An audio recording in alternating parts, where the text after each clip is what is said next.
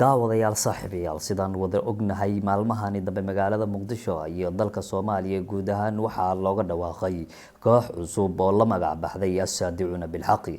kooxdaasi waxaa madaxdooda ugu sareysay fadhiyaan dalka Masar, bal kooxdan aaminaadeeda iyo waxa ay tahay maanta waxa magaalada muqdisho jiraad ku qabtay culimada Soomaaliyeed waa kuwan oo dhageysta.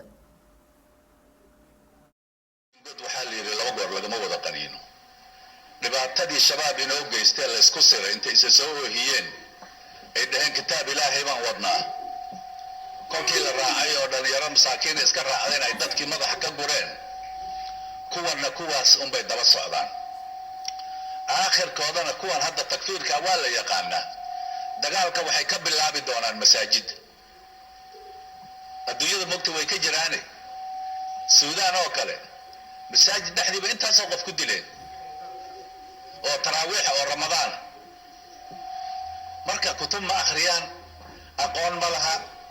meelahaas unbay murmi oo wax sheegaan hadda kuwan Soomaaliya jooga laba ay u qaybsamaan kuwa si mucangag ah iyo kuwa aad isu qariyay oo jaamacada ka baxay oo ditooro oo dhaxda ka xidho oo dad caadi ah iska dhigay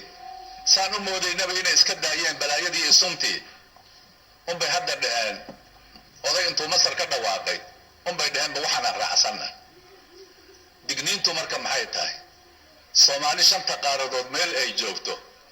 dad iska dhawaaqay oo la waxanaga waxa keligano diin lama fahmin war ha isku raacina war timirtii hore dab loo waay wassalaamu calaykum waraxmatullaahi wabarakaatuh